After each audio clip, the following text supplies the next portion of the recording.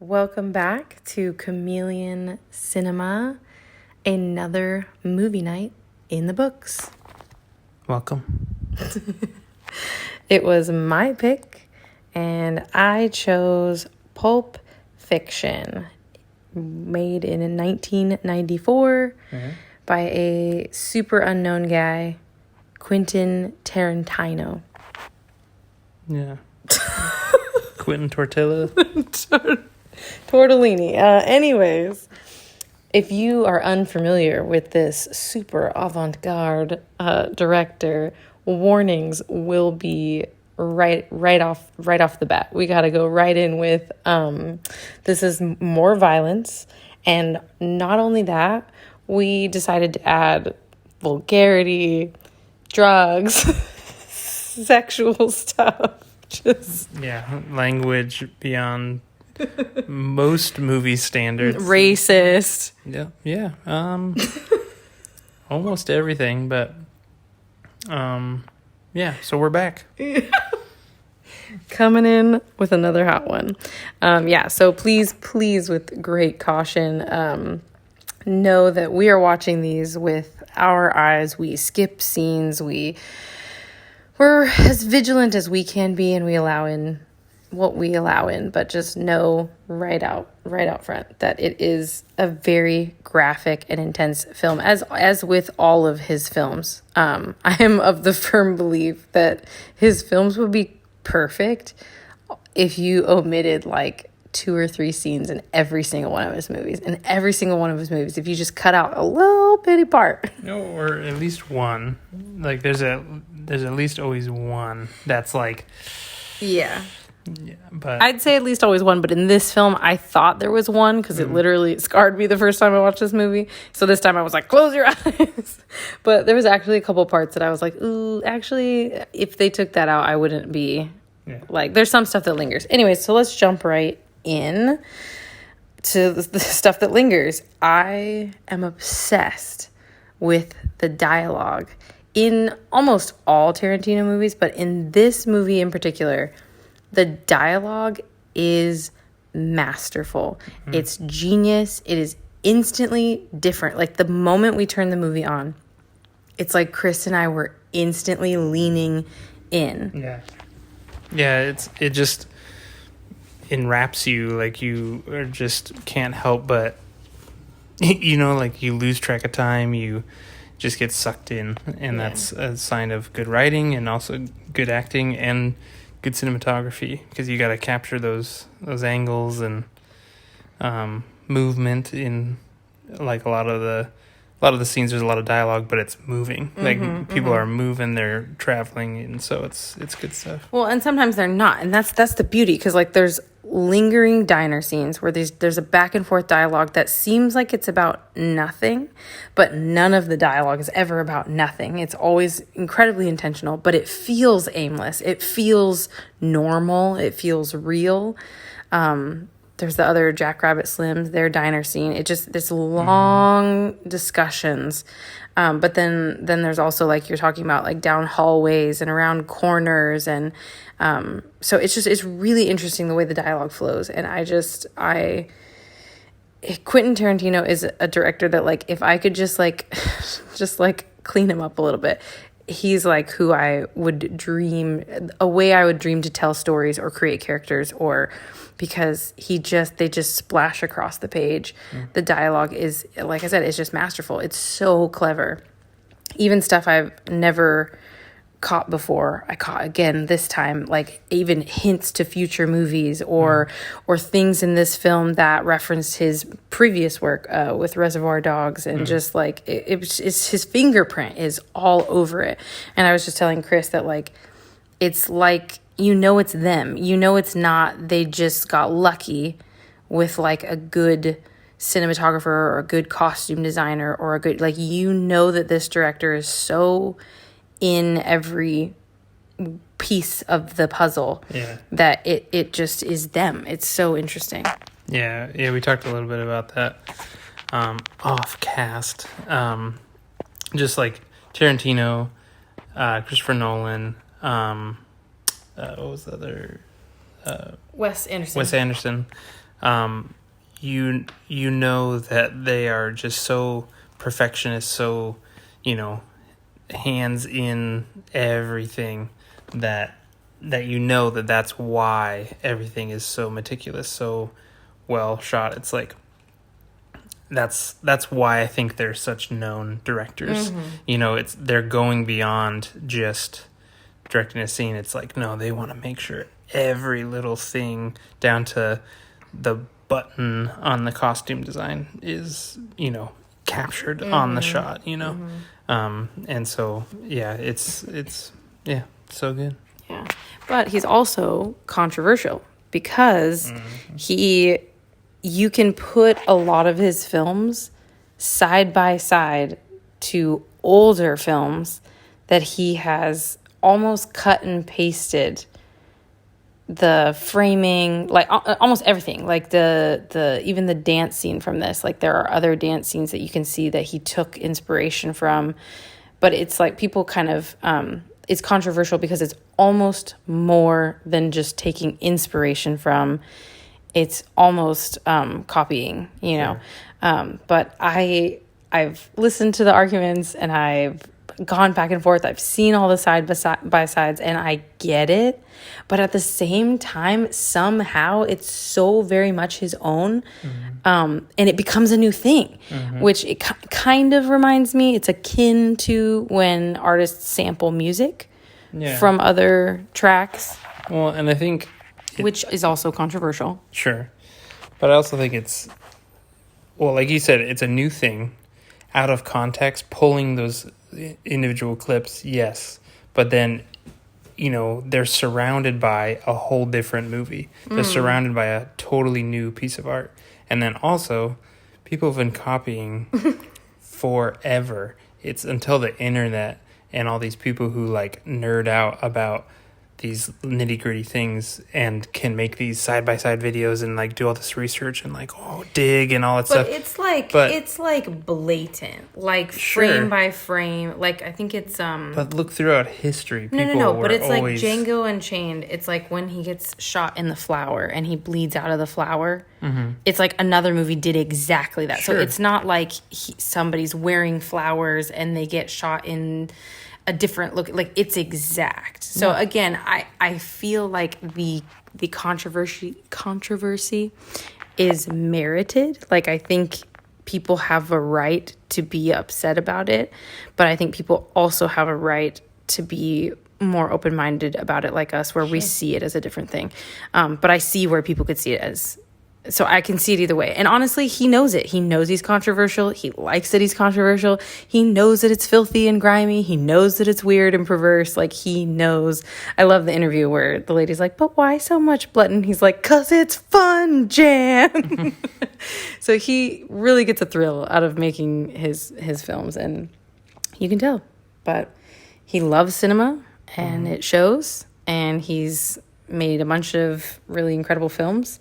But let's see, is there anything that stood out to you from this film, a particular scene, anything that you were like, wow, this is something that anything else you'd like to say? Well, one thing that I was thinking about after watching this film is just, again, it's one of these films that is so believable because of the characters, because of the dialogue, because of just the world he created, that it made me think about just art in general, that, a lot of people in different ways talk about how fiction or art is a reflection or caricature of real life. And sometimes it represents life better than real life, which sounds contradictory, but I think it's interesting because when you think about it, even in this day and age with how many people have phones and cameras and everything, I'd say 98, 99% of life is every day not captured on camera. There's so much of the world that isn't in front of a camera at any given time, but movies are trying to replicate, trying to, take a moment in time and represent, life. And I just think I just think it's so beautiful when a good piece of art or a good piece of fiction sucks you in and is so believable and is such a good representation of real life. Are you saying that about Pulp Fiction? That Pulp Fiction is a good representation of life? I think there's a lot of moments in it that, are believable. You could tell me that this was real people that were captured. Obviously, we know a lot of the actors, but like, it's one of those movies that it has that believability factor where it sucks you in because you believe they're there. You believe they're there. You believe they are who they say they are. Yeah. And the actions are, I was questioning you because I agree, because there are so many moments. Again, this is a dark film, but I appreciate so many aspects of it because I lived a very dark life. So a little bit of past testimony, like I'm definitely not who I was. Who I am today is a very different person than who I was. And I've done drugs. I've been around drugs. I was a stripper. I was in dark underworldy places. And so when you see these things on film, he's really, I agree. He's pulling the veil back on real stuff that makes you uncomfortable. But for me, I recognize as real. I actually lived through watching my friend OD, and I lived through the chaos of figuring that out in real time while your friend is ODing. You're like, do we call the cops? Of course you call the cops. Okay, somebody, turn her over on her side so she doesn't choke on her own vomit, and air this place out so it doesn't smell like weed. Hide all the weed stuff. Like it was just crazy, and thank God she lived. But I watched it, and it was done so well in the film. And then there was one other part that really caught me, that I literally paused it and had to laugh, is when John Travolta is in the bathroom and he's like, after a night of like drugs and drinking and he's been partying, he's giving himself a pep talk in the mirror. And I swear anybody who's been a little bit too toasty has had that pep talk in the mirror with yourself where you're like, listen, you're just going to have one more drink and you're going to be fine. And you're gonna go home. Like, you're gonna make only good decisions. You're gonna clean yourself up, okay? Don't be sloppy. Like, I mean, there's just, I cannot. I've been sober for a long time, and I'm very grateful. But I remember those moments so vividly. So those are the things. Even the dark things, even the really, really dark things like rape and disgusting things, perversion. They do exist in the world. They do. And even, obviously it's like extreme blood and like shooting out in the streets and stuff like that. But that does happen. People do die in horrific ways. People get hit by cars. People die, so it is exactly what you're saying. Life is stranger than fiction, more than we like to get comfortable with. And I think that's what he does. Very masterfully, but very uncomfortably. So always be warned. Nobody has to sit and watch that if they don't wish to.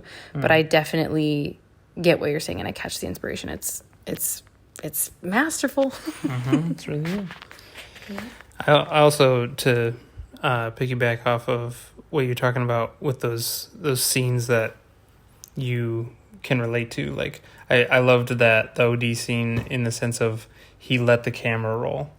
I feel like it almost feels like a documentary sometimes when there's the guy rummaging around looking for the book and arguing with his wife and yelling and then just like you hear like the rummaging and it just like keeps going and going. It's like you could have done a bunch of hard cuts, but instead you just like the camera's just chilling and it's just following this guy around and he's just like panicking, and it just adds to the tension and adds to the drama, and to them it's like you can tell it feels like they're taking way too long and forever. It's just so good. He's really like great with tension. Like he really holds on things that keep, like, especially the when they first approach the drug dealers that the young guys, the college guys, kind of looking. They shoot one of the friends, and then they're still talking, and you're just like, what, like, what's gonna happen? What, literally, what, and And you're just like, and then later, oh, that's the other part I wanted to mention. Then later you find out there's another guy in the bathroom, but you don't find that out until later. And so that, sorry, I keep catching something in my throat. The non-linear plot or like story plot or storyline, he doesn't shoot everything just like laying it out straight. Right. It's kind of, you go back in the past, you go forward, you're kind of bouncing all around. You see a character die, but then later they're still alive. And so you're just kind of like, wait, but it's a really intriguing, it holds that suspense. It holds that thrill of like, you've seen something, so you know something's going to happen. Yeah. And, just the dialogue becomes more intense and more important. And I don't know, it's just the non-linearness of it is very unique and cool too. Yeah. And I feel like he definitely plays around with what the audience knows, but the characters don't. And he's totally fine with that. Like I think storytelling can, I don't know, like spoon feed you, but also like it's not, I don't even know if it's playing it more safe, but just like, just keeping the mystery is, I think, almost more enticing sometimes. But like, he's not afraid to like give you an end of the end of one story, but it's not the end of the story, and like he'll give you like, well, this happened, but also, we're going back and now you have that little bit of information, but it's okay. I still have more surprises up my sleeve, Yep. So great. So to talk about some highs and lows, Uma Thurman, absolutely incredible. There's a scene where she's getting tossed around like a rag doll because she's supposed to be unconscious, and my face was just in my hands because I was like, they're just flopping her around and she's just acting her pants off because she just has to stay. I don't know. She does a really amazing job at being ugly and beautiful at the same time, and she's not afraid to be ugly and practically dead. But somehow she pulls it off and makes it look cool, and you're just like, what? But then to catch the other end of that, also Samuel L. did probably one of my favorite performances of him ever. It was incredible. But then there's the taxi driver chick is probably the worst in the movie. Her accent is terrible. Literally, I thought she was Russian until she had to tell you that she was like Colombian, and you're just like, no, I don't believe you. Was an Eastern European accent lady, yeah.